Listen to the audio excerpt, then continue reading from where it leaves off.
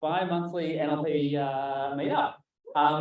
Great to see people who've braved the weather. I almost couldn't make it. I had to wade through some massive ankle-deep water to get here, but yeah, thank you all for coming down.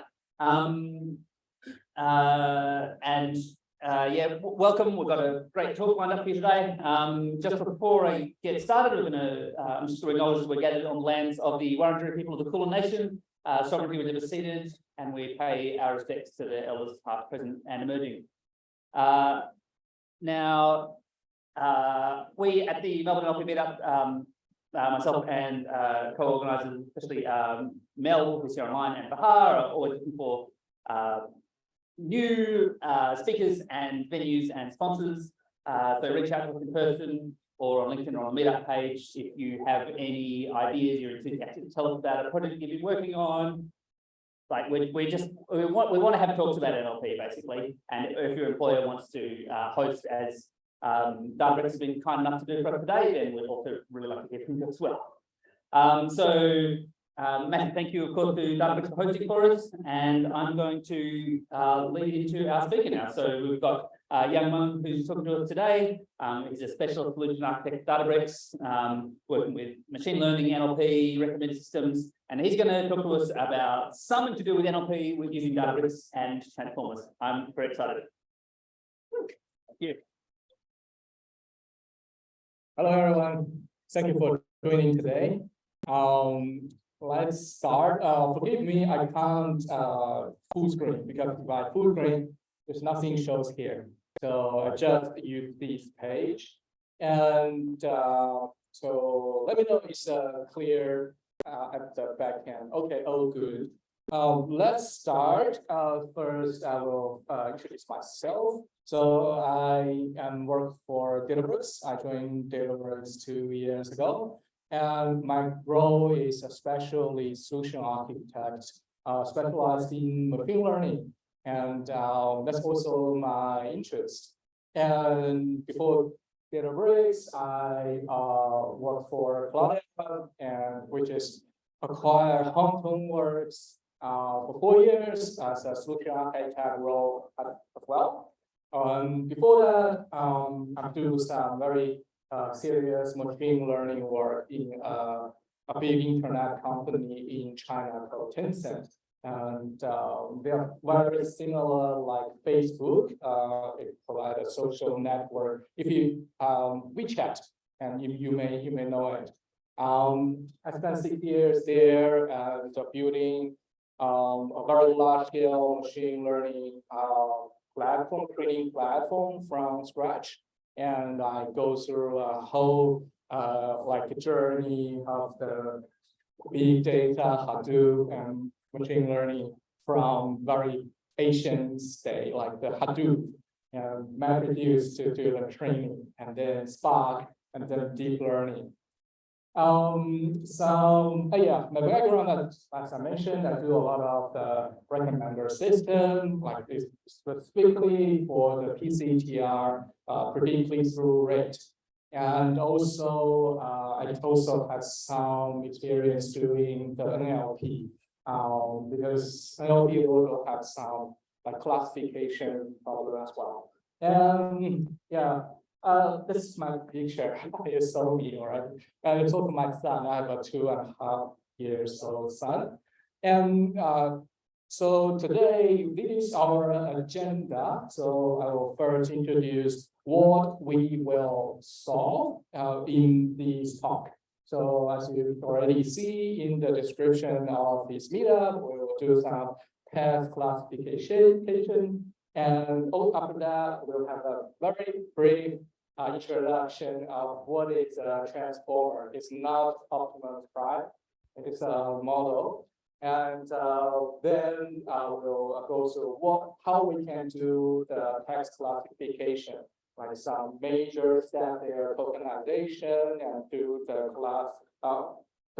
text classification.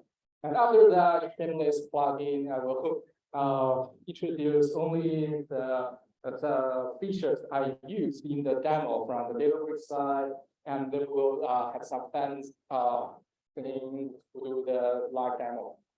Cool. The first thing, like for the use case description, so there's some very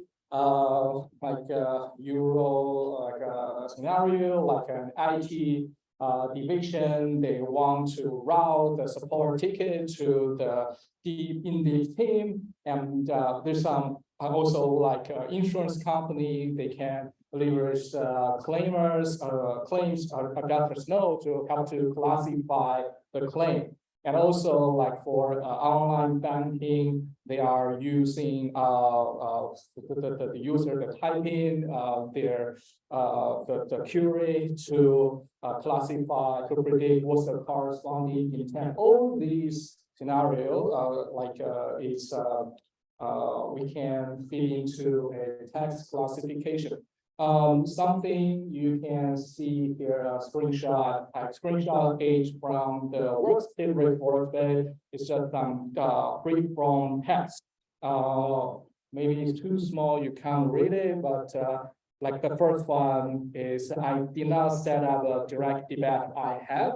What's the intent behind of these text? Actually, is a direct debate payment not recognized. So what I will do later in this demo, I will use this data set from the Hugging Face. It's a bank 77. Why we call this the 77? Because they have 77 different classes for the intention, for the intent.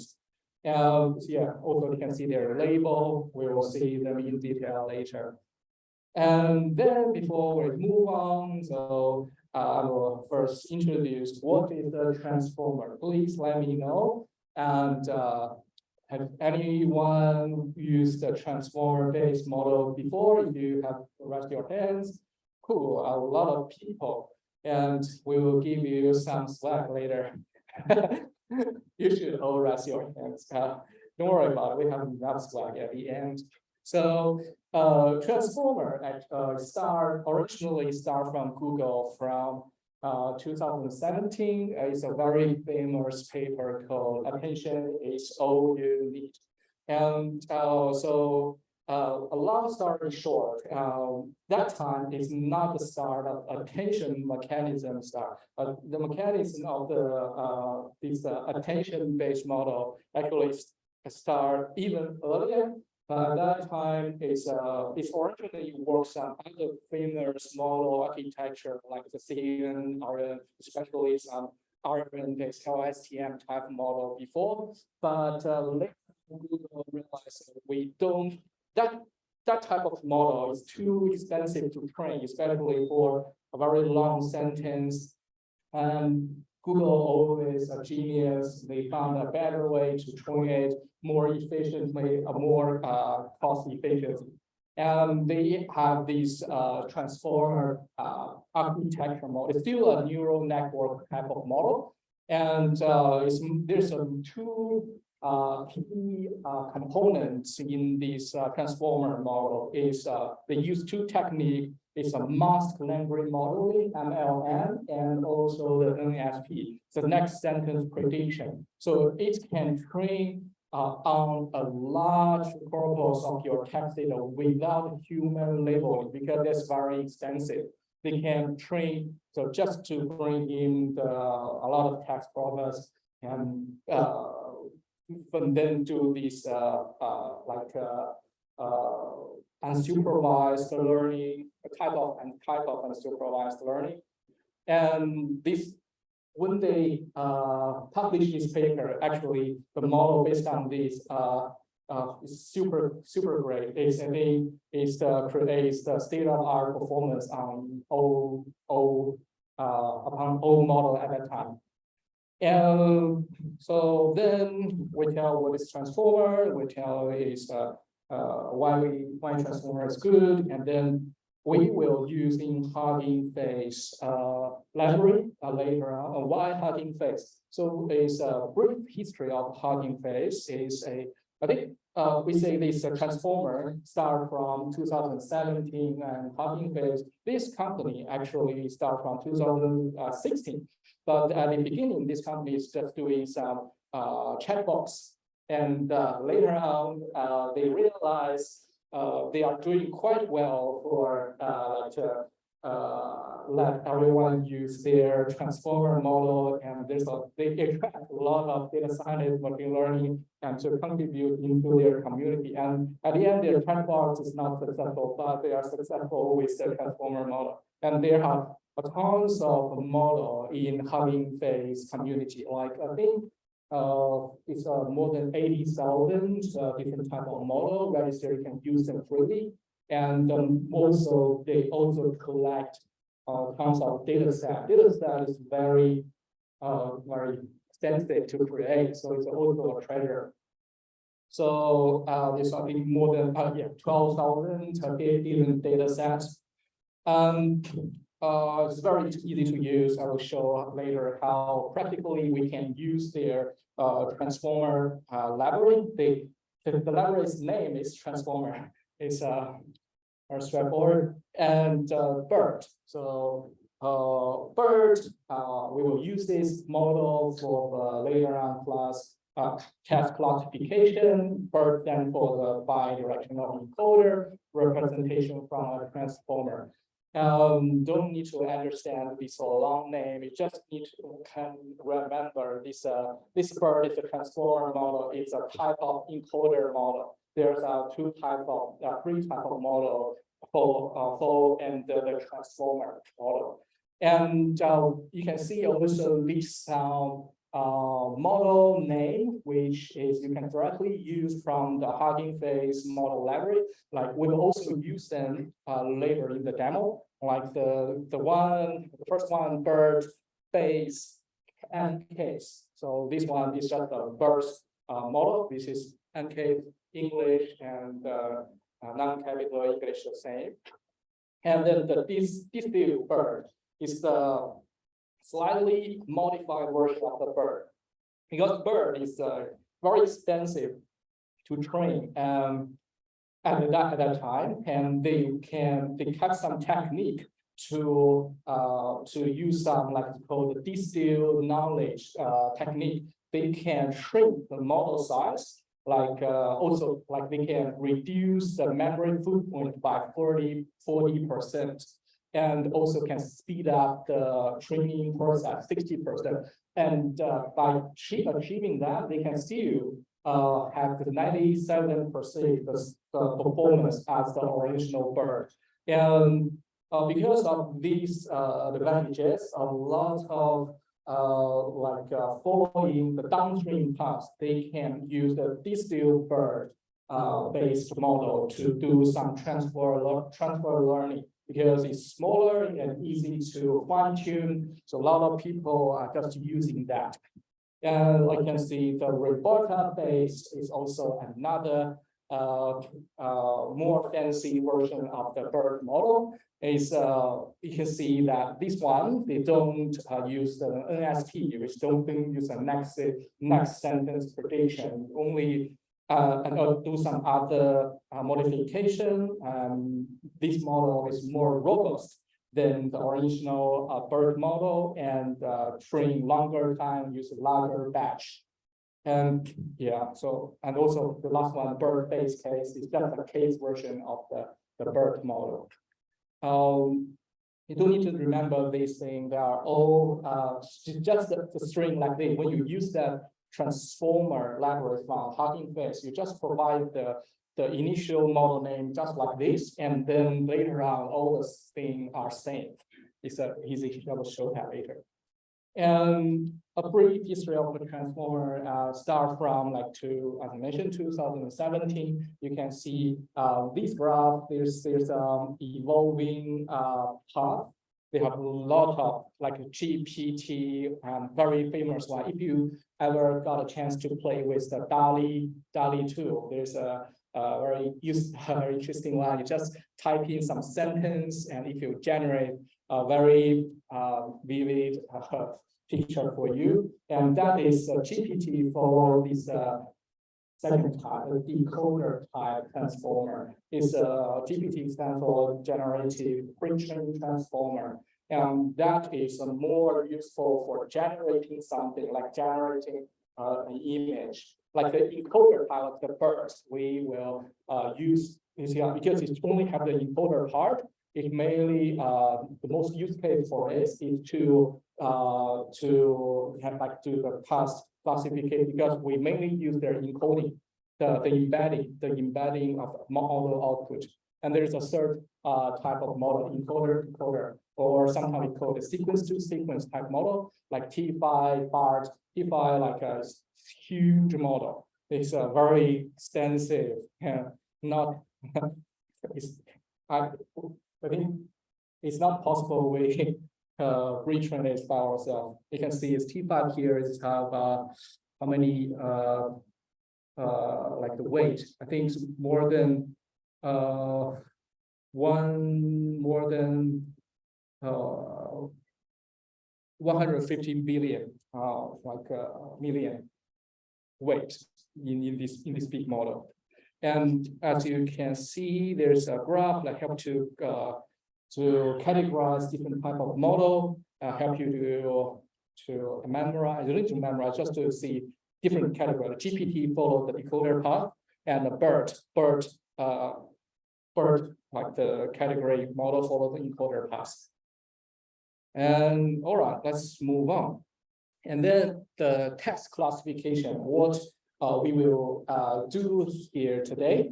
And so when we do text classification, like I want to know, like as I showed at the very beginning, you got a sentence like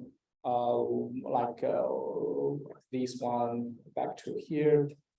I did not set up a directive that I have, or what is the intent it should be. If we want to do that, the first thing we will do is need to do a tokenization. So this step is called a pre-processing with the tokenizer. With the Talking Face library, it's very easy to use. You just to use their pre-trained token. We have tokenizer there. You can directly use it, and I have give some example. So you can see here, I have a sentence transformer on the Databricks are awesome. And this, and when we encode it, it first give you these things. So it's a tokenizer. So the first one start from the sentence is CLS. CLS stands for classification. It's a special token we add at every sentence beginning. And then for each word, like you can see transformer on Databricks, because Databricks, this word is not in the vocabulary. So you need to split it and to find them in this BERT vocabulary dictionary. And also are awesome. At the end, there's a separate. This is separate to also a special token, which is added automatically. And every token has a corresponding ID. And this at the end, this one show after the tokenization. Normally, we will do a padding. A padding means because when you feed your sentence into a model, for every batch, you need to have the same length of the input. So you need to do some padding, otherwise the model don't work. So for padding, you really just put a 0 there, and apart from padding, also need to do some truncate. Just to normally truncate, just use the max length of the sentence after tokenization. So yeah, so this part is just to say we need to do a tokenization first. And then after that is mainly have two steps. It's very easy. So tokenization first, and then we will use the tokenization through the BERT model. It will give you some embedding. And so yeah, so this transformer model normally is used as a pre-trained model, as the initial model. So we use it, and you feed your input into it. You got like some embedding as your result. And then we can add additional layer, like here you can see on this graph. It's we have a BERT model and output. After that, after we have a forward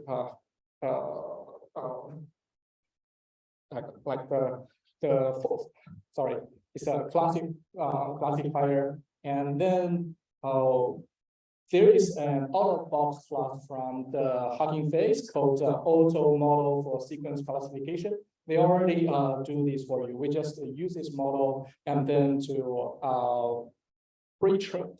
fine-tune on this base bird model or distributed bird model, and then use our training data. So we are training data. We have the say this sentence, and then we have a corresponding label and put into this out-of-box class. Then we it will after training it will fine-tune the model. Then we can use it. Okay, a question. Is that auto model for sequence classification feed forward? Yeah, feed forward. Yes. Like already an architecture that is optimized for classification. Yes, that is the implement in this auto model for sequence classification feed forward. And yeah, thank you. I have this one. If you can run it yourself, but all this Hugging Face already provided out of box. And yes, just one token have one embedding corresponding, and you can see this diagram is an illustration. Like we input, like man is riding horse. So there's a CLS, it's a special token at the beginning, and after the bird. So normally for the classification problem, we don't care the rest of the words embedding. We only focus on the CLS token embedded, because this CLS have no meaningless. And after the embedding, it can all the words like the semantics can be accumulated in this CLS token. So tokens embedding. So the downstream the fine-tune classification actually just use the embedding of this CLS place token, and just add the forward yeah for this embedding. Then yeah, feed forward embedding to the feed forward neural network, and then do the classification. You can also on this one is a architecture, is a neural network architecture for the bird model, and it's mainly the encoder part, and the above one is like a classic neural network architecture for the transformer. This part is for the encoder part, this part for the decoder part.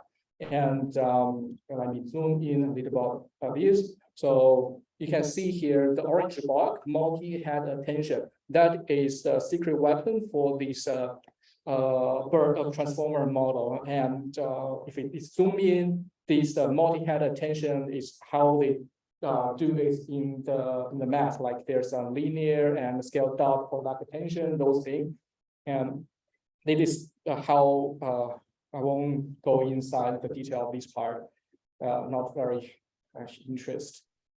Then after that, so we already know how to do this test classification. We first do tokenization, and then to use the out-of-box this class. I'll use this auto model for sequence classification class to fine-tune it. Then it's done.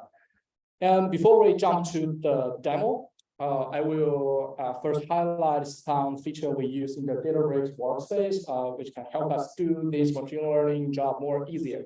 So first thing, Databricks, like they have like the ML runtime. So like this runtime already building the framework, like for like TensorFlow, PyTorch, those you can see here, where all the famous one very useful, directly use them, straightforward, and also building support for different distributed framework. And also like there's auto ML HyperOps directly integrated with ML flow to manage ML flow to do your experiment more easier, to help you to do the model governance part. And also you can directly use the GPU type of instance Yeah, question? There's a question first of all in the chat. Oh, Saying, may I ask what would happen if the dictionary doesn't contain the word, what one will be assigned? so let me check. The question is, may I ask what would happen if the dictionary doesn't have the word? Well, what value will be assigned? Yes. So it will have a special token for that case. If there's no after the tokenization, if you can't find any corresponding word in the vocabulary, there is a special token like the CLS, like the SET. There are 5 different special token, and if there's nothing found, there's a special token for that. Okay. Any question? Yeah, I will leave the question part at the end. So we'll have a Q&A session at the end. So let's continue. So apart from this ML runtime, and also there's ML flow tracking and AutoML. This helps you to do the experiment very easy. So in the demo, we can see that we can train different version of models, use the bird-based, digital bird, and all these model the ML flow can help us to track what the hyperparameter, what the output matrix, and the model generated all automatically capture that in the ML flow, managed ML flow, and it make our productionization more easier. And you can see there's some screenshot. We have this screenshot from experiment run, and it's on this page we can see all the matrix we logged, and also the parameter of the artifact like the model itself. And if you click the source list link, it will also help you to back to where it's a notebook generated this model, so it's keep the whole lineage of it. Yes, and the full ML lifecycle, which can also be helped by this ML flow. So we first in the workspace, and we can do the data preparation, feature engineering, and model development, and then the ML flow tracking server help us to keep track on what's going on for a model. And after we got a workbook model, we can register that model into a model registry, and just help us to keep track on which model on staging stage, which model on the production stage. And also there's a one-click button. You can directly serve the registered model. Yeah, there's like a model serving feature directly. Yes, and there's a new feature called serverless model endpoints. So before that, there's the classic one is cannot scale well. So it's just one, when we serve a model, it just served on a single node. But now there's a new feature, serverless model endpoint. So it can horizontal scale, and it's a managed service, and more like recommend for the production workload. Yeah, this is a like high-level architecture for this serverless model serving. So it's based on Kubernetes at the back end, and yeah, the work for all your model type. Okay, so it's demo time. Yeah, let's first take a look. This is this workspace, Databricks workspace, and this notebook contains some example code snap, which highlights what I'm talking about in the previous slides. And we first go through this, and then there's another notebook to focus on the train model and in a repeatable way. So we can install like the transformer library, just use the pip install this command. So it will install the necessary library dependency in this workspace, in this cluster. And then we just import what we need. So this first part, import those class, and we just use the transformers library to here we load a pre-trained model, and the tokenizer is a BERT-based encased model. And just to show how this tokenizer looks like. So if we just to show the first 5 of the token in the tokenizer, like you can see that something like this is first column is ID, and second column is the token itself. And yeah, this one directly answered the previous question. If there's we can't find a word in the vocabulary, you see that this unknown token will fill in that. So this also show this part show what's the special token we have in this tokenizer. And there's an example like to just show how tokenized work. We have a transformer and Databricks are awesome. After you encode this, we can see token ID. This is ID. The first one, the last one are special token. It just shows here. This part is to convert this ID to the actual token. This 101 is CLS, and 102 is ICP for the separation. Then we can also add some padding and the truncate is by using those parameters in this tokenizer.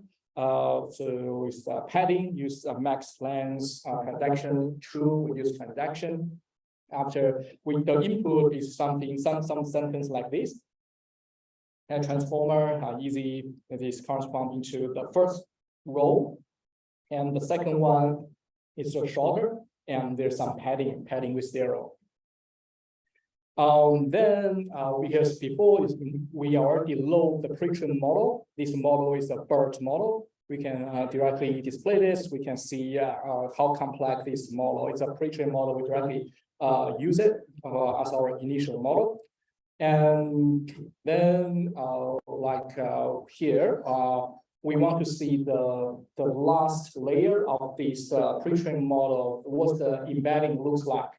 So we get this the last layer, the first token, which is the CLS token. We can see the dimension, the shape of this. So this 10, 10, 10 is 6. This is still show our 3 input sentence. The embedding sequence length is 10. And for every embedding, the shape of the length of it for each embedding is 668. And if we print one embedding, it looks like this, just a lot of number there. This is to give you more visual like feeling of what the embedding looks like. And then now we will actually do a training. So we load again the data set is banking 77 is the data set provided transformer. This part we just to do some preparation to deal with this data, and we save these training data into a delta table, which we can reuse it later. So we can split this data set into the train set and test set and write them as a delta table. If we print like a training data set, looks like this. I want a new PIN, please. What's the intent of this is change PIN. So this is our training data. We will use this to feed into our model. Yeah, we load our table and get the package file because the transformer needs the input of package file here. So and then we use the input package file to create this data set dict, which is the part of the transformer training. We need that. We need the input training data like in this format. We define the tokenizer this time, like we apply the truncation and the padding and the max length. We do the token apply the tokenness and set the the tokenized formats to torch. And also you can use TensorFlow as well. Then this part is just to let you know the distribution of your input training, like what's the token length looks like. We can give you a rough understand of how your input training sets looks like, how long tokenized length and how many these lengths of the input records. After that, this part, we actually do the tokenizing.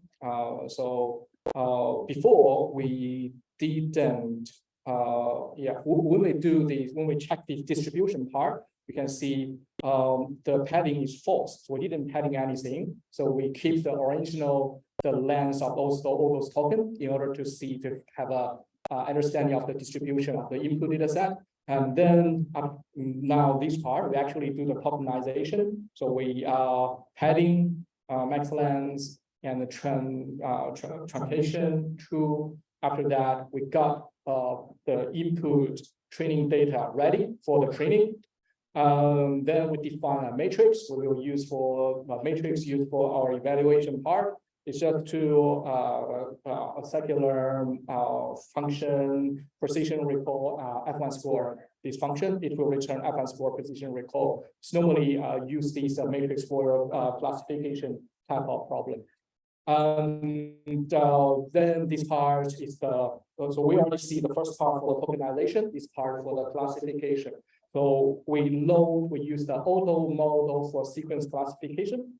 We load it from pre-trained to provide a name here, and we define our training like hyperparameter for this trainer, and what's the output DIR, what's the training batch size, evaluation batch size. So all these belong to the hyperparameter of your training, and then we put add those into a trainer. So this is the initial model init or initial model, and the model argument for your training hyperparameter of training, and the matrix. And after that, we can trainer.trains after feeding your model. And after that, this model is already trained.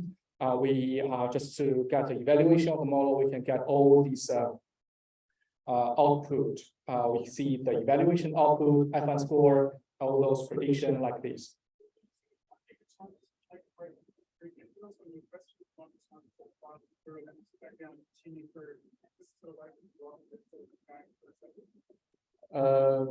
Can you repeat the question, Yang?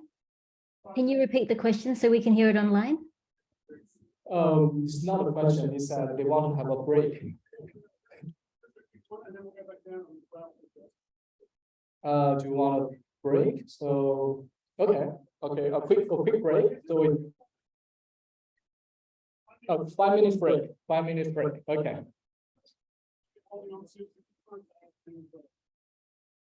Okay. We still have some. I will go through some questions. Use this time to answer some questions, and we have another notebook to show how a real job training job. I mean, go through the. Yeah, I will use this time to check the question.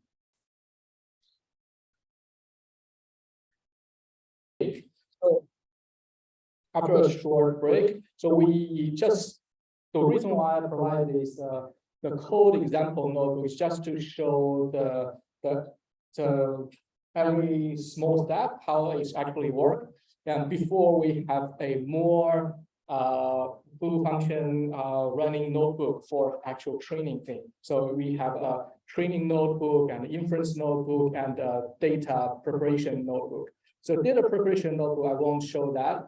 The actual thing doing there is just to download the data set and save them to like the bank 77 data set on transformer, and save them as a delta table into your lakehouse. And you can see on this trainer notebook, So there's a web widget I created at the top. So normally it's also a technique you can use your day-to-day training. So you can parameterize your notebook. So you can, like here, what's the data set I want to use? There's a banking 77 or MDB or tweets. And those like I can configure what's the batch size for the evaluation, what's the batch size for the inference, for the training batch, and some where I want to store my experiment. So when I'm doing this, also you can see I already have a lot of experiments I've done before. So you can specify where you want to store these experiments. And some other hyperparameter configuration like this IP16, whether or not I use it in my trainer. So this one is a float point 16. This is a technique that can help you to shrink your model size and accelerate your training. Because sometimes you don't need a very high precision like the float point 32. So there is a technique to use float point 16 can increase the overall performance, and some other like the gradient accumulation steps is also a parameter for the trainer. It's also like treated as a hyperparameter. So these can adjust like your the backward propagation, the size of the backward propagation, and also the overall memory footprint of your model. And so you can combine the gradient accumulation steps with the train batch step, and to find a best combination to fit into your GPU's memory. And also like the max Apple, how many rounds we want to train, like a model type, what model we can use. So there's like this bird, or the Robota bird I mentioned before. There's some other one. So you can directly change here in the interactive notebook, or you can also trigger this notebook using the job. You can see here there's a workflow. We can create a job, and then this job you use the notebook we just see, and then you can provide the parameter there and to run this notebook. You don't need to run this interactive way. So you can also run in like a API to trigger a job to run and provide the parameter we want to this model. Right, and this I will skip the similar part. You can see we also install some library and to import some class. We define the widget. So this part of code we use DBUT widget. So you can, after run it, we can have this widget here. And after that, we just print what the parameter we use. Then we define some hyperparameter. We will use them later in the trainer class, like the data set mapping, where we got our data set, like for this banking 77. I mentioned there's another notebook I've already run to prepare our data. Those data are already stored in Databricks on the Delta table. It's a Yang banking 77 train. It's for my training data table. And the test table label, like other hyperparameter, like the per device train batch size, and etc. Those things, and also define some other for the MDB one, tweet one, the model side parameter, number of label, feature column, tokenizer, feature hyperparameter, and all these train parameter here. After that, we just like before we already see this, we get the data and to prepare our data for the tokenization. Later on this part, we do the tokenization first. Then we initialize our model, the initial model, and define the matrix. We already see that before. And at the end, we just run these, define this trainer. And here we use MLflow to wrap that. So it will do the training. After training, we can use this MLflow log matrix to log all these hyperparameter, and also at the end the result and also artifacts. So we can quickly see that for every time I run this, so they will have one run add into this experiment. So you can see here, this is all the input to this hyperparameter. It belongs to the matrix, belong to the hyperparameter part, and the blue one is all the matrix. It's a result of your model. And we also can go to, if we click this, it will bring us to the experiment page. I think it's some network issue. I have already opened another page. Yeah, let's see. This page, it's an experiment page. You can see all this run. I run the experiments I did before belong to that notebook. Will all collect here. You can see for each run, what the duration of them, what's the run name. I tried different type of the model by zoom in, and who run it, where is the source, and where's the model, and all these matrix. I think it's too big. All these matrix list here. Easy to compare them. Also all the parameter. And if we go into one of the run, you can see more in detail in that page.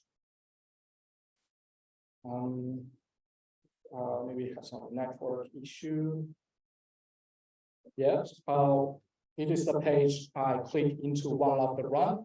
You can see more in detail where is the source notebook. It helps you to keep all the lineage of the training, all the parameter. This is hyperparameter. You can see what's the batch size, where how many epoch, and batch size. What is the seed number, weight decay, like for the learning rate, weight decay. All the matrix is for the result. It's all keep track on here. And this part, all the artifacts of your models are also saved by the MLflow. And if we back to this page, you can easily like to select something and to compare.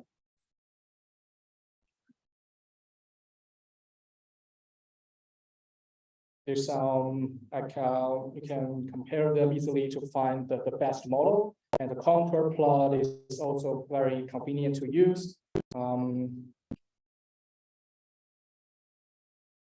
Okay, that's why I don't have a. Let me try another one.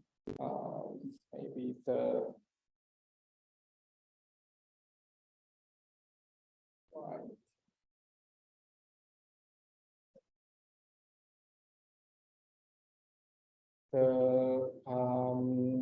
The batch size, the batch.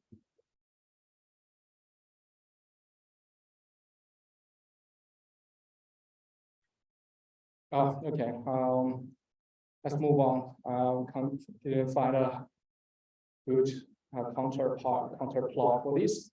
As back to here, and after we run this training, we can have an inference notebook. Well, same here, we provide an input parameter is which run is a run ID. So I can get this run ID from the experiment. And when I run this, it's just to load the model from this experiment. And then, so here you can see we got this run ID. And then we got all this model detail here, all the matrix and parameter. Then we can register this model from the experiment to model registry. This part we use the MLflow API to create a new version. After we run this, we can go to, this is the page for the model registry. It can log, or if we find a good one, we can log that model into our model registry. And the latest one, I put it into the production stage. And then we can do some inference here. We load the, you can see we already have the, we load the, this testing data set from our training data set and testing data set. We union them, and then we prepare for our inference to launch. So it's our inference data looks like this. It's a test, and it's the ground truth label. And here we just to load our model, use MLflow Python function, load our model. We got a model ready to use, and just to use this load model predict to predict on our inference data frame. And after that, just this part is mainly to add some additional column, like for the ID to the actual text intents to make it show more pretty. So at the end, after we do the inference, we can see this text. I did not set up direct debug I have, and the sort of probabilities for it, and here is predict label and ground truth label. We can directly compare them. Most of them are identical, so this model looks good. Yes, that is the pretty much of this demo, and I will pause here for the question.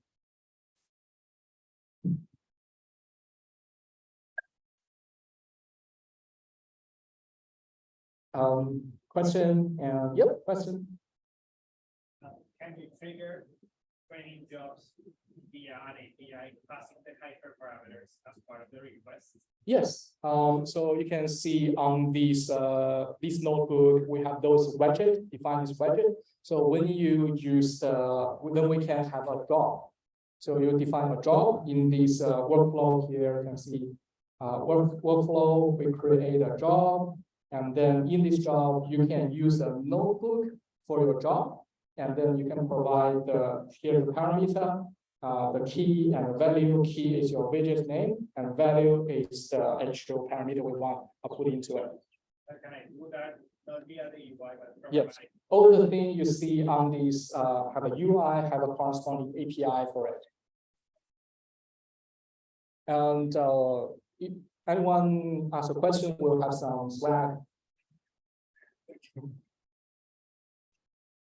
I'm going to check the chat as well. Yeah, I'll check the chat message. Yeah, I think I already go through all the questions. Any further question from the Oh, this is not used in Spark. It's actually mainly the torch, because you see we use the transformer library, and when we configure the tokenizer, we configure torch base. So also you can, so the transformer can use 3 types of the backend training framework: PyTorch, TensorFlow, and the JAX. JAX is not very familiar of frameworks. Yep, question. When you put a model serving in production, can you run like champion challenger arrangements so that the challenger is recording some metric, and if the challenger's metric is better than the champion metric, they automatically switch over?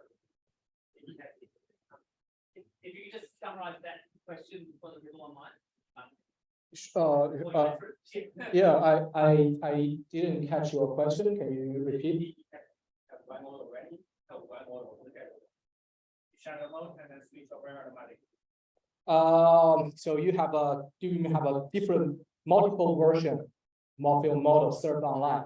Can you do this some the purpose of like doing some A/B test or do some like a canary test, a blue-green test, this purpose.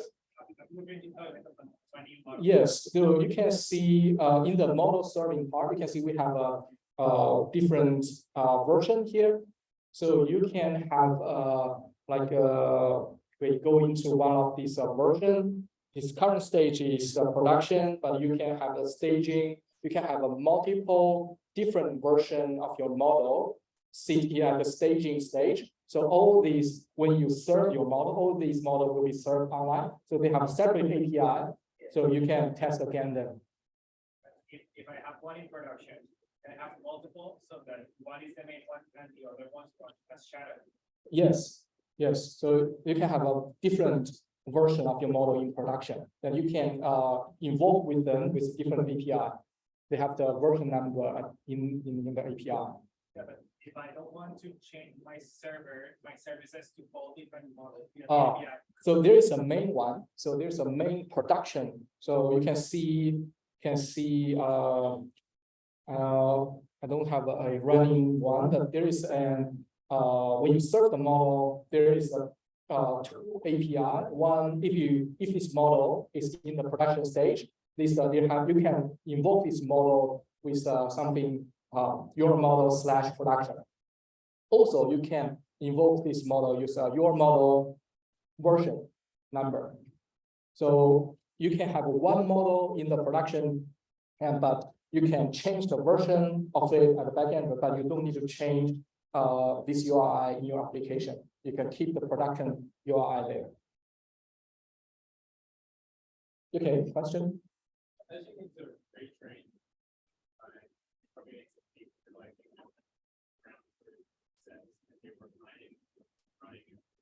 have you seen any good patterns for managing the data that you're planning?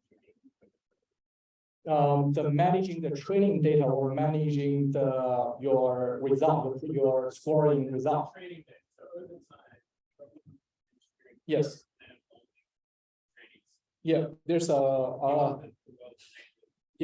whole bunch of things can do that. So first thing, your delta table, you can store your training data as your delta table. So as we can see, we already do that. And delta table, they have a version number there. So every time you change anything, they'll have a version number there. This one way. So when you do a training, and you see that we can use MLflow to log those type of parameters. You can also log what's the version of your delta table to that. That is one way. Another, sometime here we didn't use a feature store, but Databricks also you can see that there's a feature store here, and that one is not in this use case, but some other use case you have a lot of features defined. And the feature store also can keep track on those things, like the lineage, like the versioning thing, like your user side feature, the product side feature, and you've got some transaction data with ID in it. You use ID to look up or join with your feature in the feature store.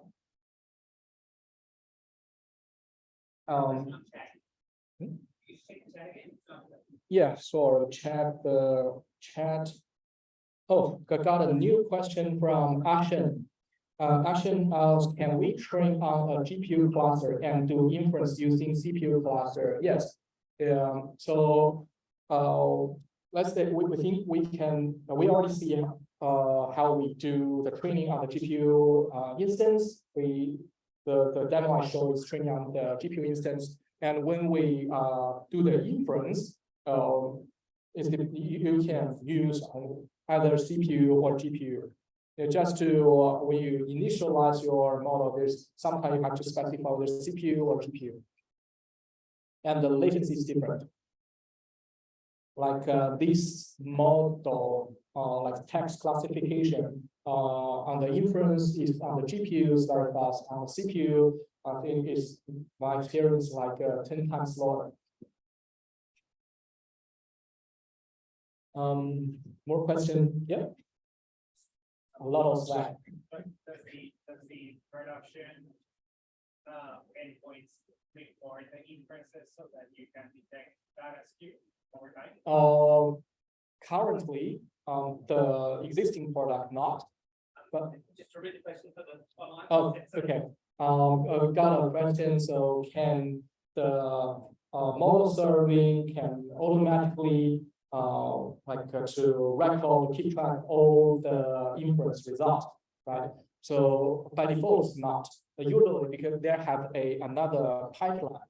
So you use your RESTful API endpoint, your application normally has some log mechanism that you collect the result and then feedback streaming, either batch or streamingly feedback, and then you collect them and then analyze them or use them again as your training data. And we have a new feature, but still in private review. It's a model monitor. It's still part of the serverless model endpoint. That one will help to detect like the feature drift, data drift. That is still in private review. Oh, for the question, yeah.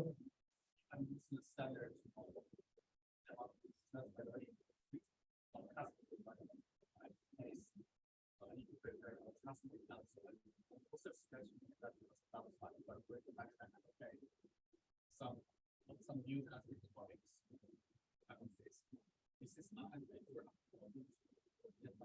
Okay, so the question is, for here we use a base model like a BERT model, do a transfer learning, and we need to provide a training data set which is for your custom use case, right? And how large that training data set suggests to be? It's like 1,000 or million. So we don't need a million that large. So normally you can see that this Bank 77, this data set, this only have around 20,000 records. So it's that size of it already can give you a good fine-tuned result, because the base model is already very strong, very powerful. It's just to fine-tune the last layers, the CLS token. Question?